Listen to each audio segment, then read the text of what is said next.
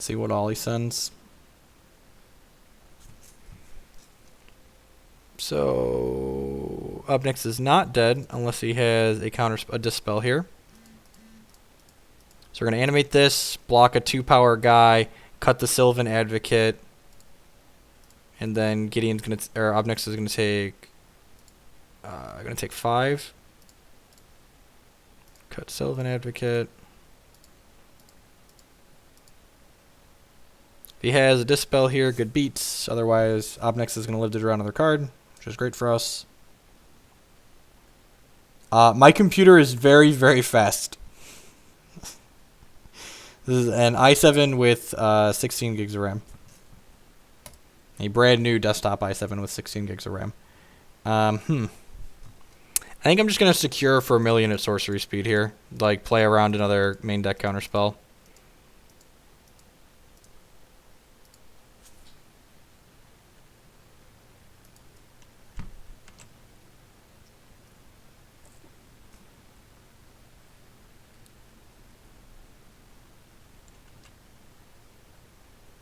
And this is the part where Phyrexian Arena runs away with the game. So we're going to put 4 in front of each of these, I think. Jermoka's command would be annoying here, but I think that's fine.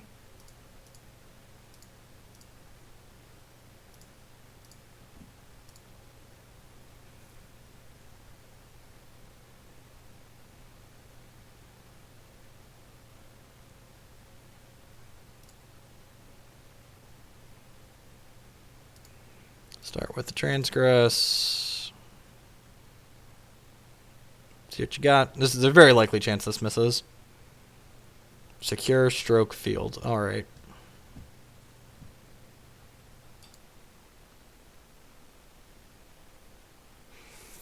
Secure is going to be for 1, 2, 3, 4, 5.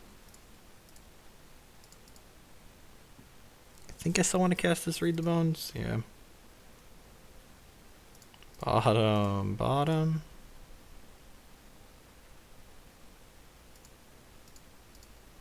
I guess he could play field and take away a bunch of my toys next turn. I'm just going to ship the turn here.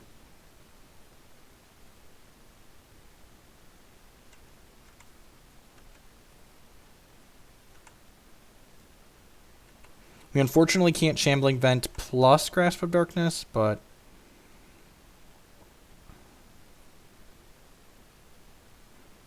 And we're just going to have to run into that stroke at some point because we don't have any Duresses in the main deck. Duress is definitely going to be better than Transgress against his particular deck, but his deck isn't a thing as far as I'm aware. So if he wants to play Quarantine Field out, he can ship. Yeah. Alright, Obnex is just going to keep drawing cards. Doing what he does.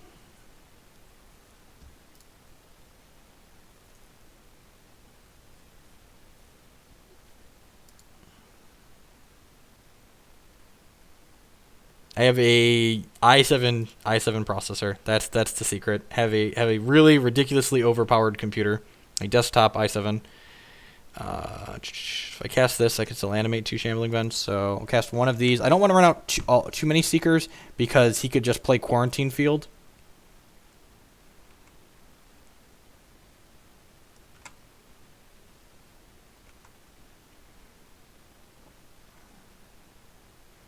So the stroke is really annoying because we have to hit 2 threats in a row at some point here.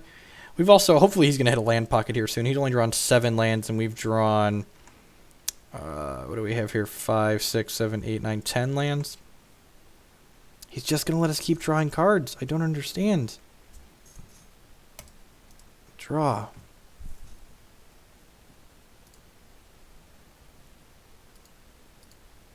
Kill that. Awaken this.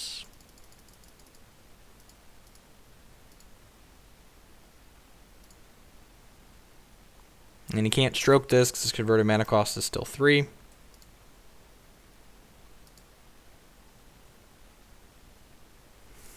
Wonder if I want to ship here. Nah, I think I want to wait one more turn. Yeah, we'll wait one more turn.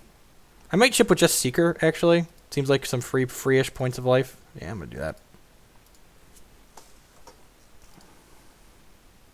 Because if he Quarantine Fields, he's likely taking the Seeker with it. So He's going to take, like, Seeker Obnixilis. There might have been merit to using the Obnixilis to kill the Sylvan Advocate, but I really wanted to awaken this 4/4. Yep, we're playing Seekers again today. We're going to try a lot of different configurations, so...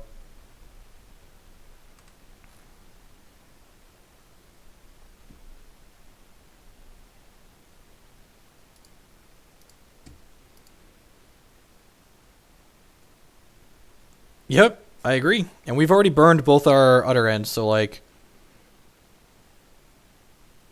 I hope that we activate... Yeah, me too. I would love to just keep activating optics. And, like, we've drawn so many lands already that eventually we're going to hit, like, this just super dense pocket of all spells. So he's Quarantine Fielding for 2 here, I assume, to take Seeker and Ob away.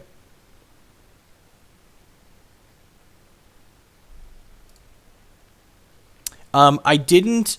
Oh, and that's, like, I think awakening your manlands is a mistake I think a lot of newer players make a lot of the time. In control matchups like this, you want to diversify your threats. So by awakening the Caves of Koilos, I'm getting a new threat on the table instead of just improving an existing threat.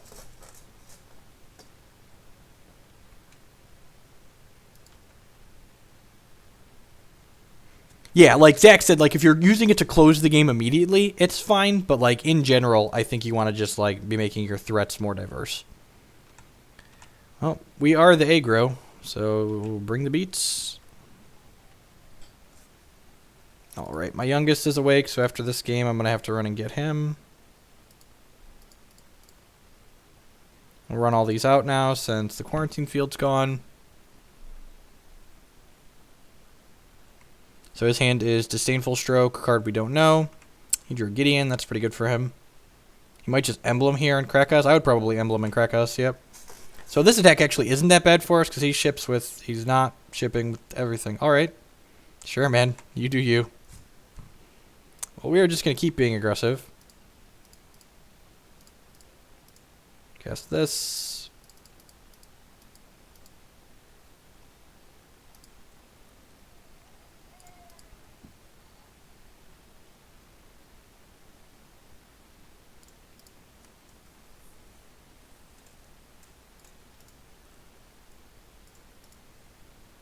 Hopefully find some more spells to trigger prowess again.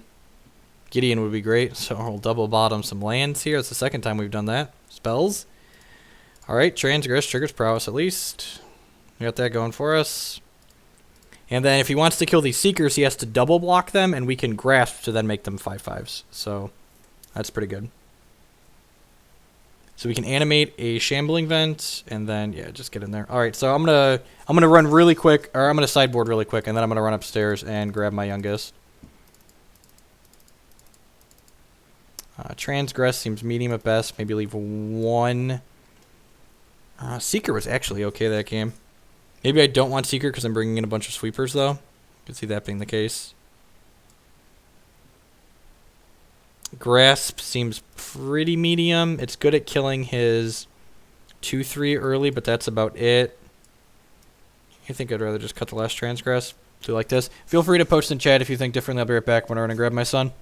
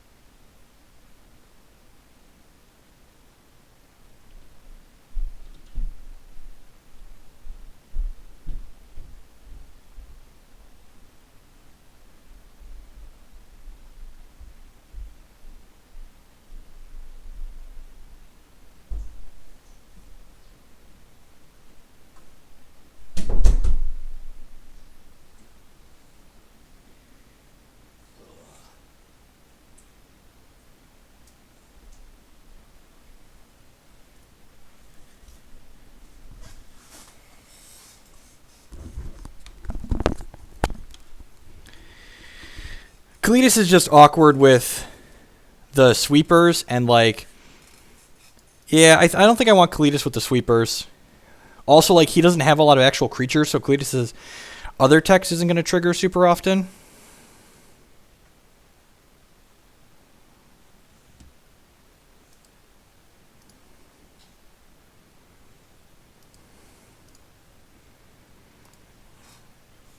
Yeah, let's go ahead and submit.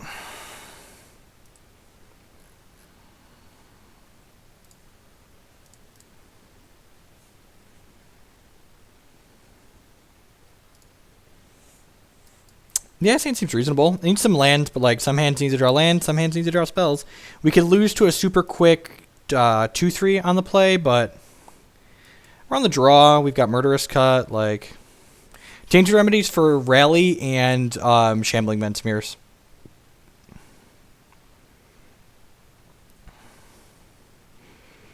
It has to be at least mildly competitive. It put up a couple of results in the Mox event, so I haven't played with or against it yet myself, so I have no idea how competitive it is.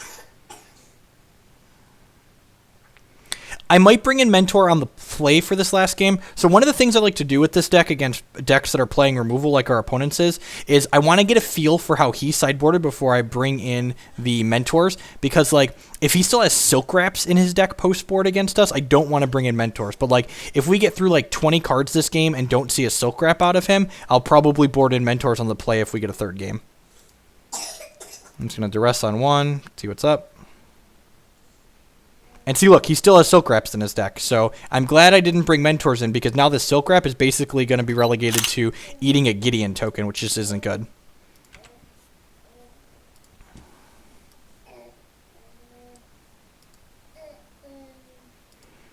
My Moto VM has 6 gigs of RAM allocated to it right now.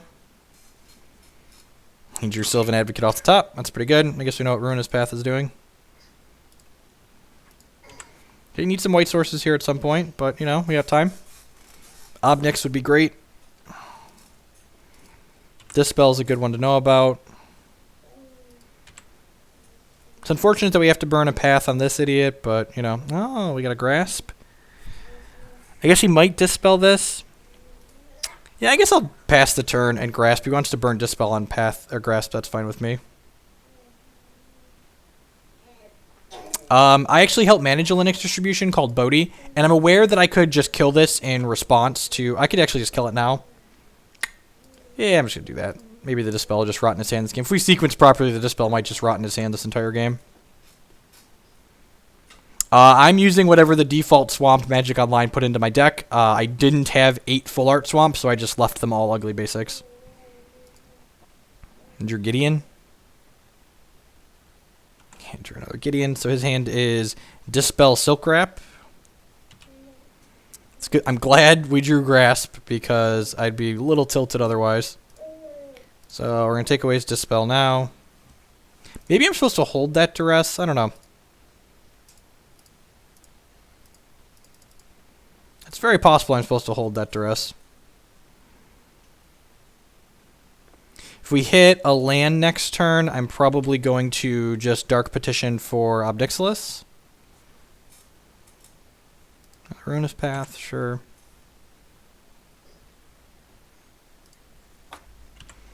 Opponent's last hand is Silk Wrap, which does basically nothing against us.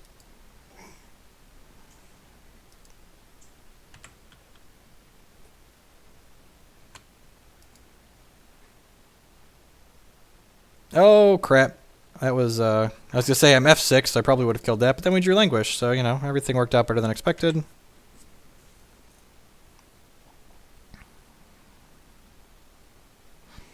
Oath of Nissa, sure. At least if he hits another Gideon here, we get to Ruinous Path that. He has another token again, but, you know, whatever. Wingmate Rock, sure. That card's not embarrassing at all.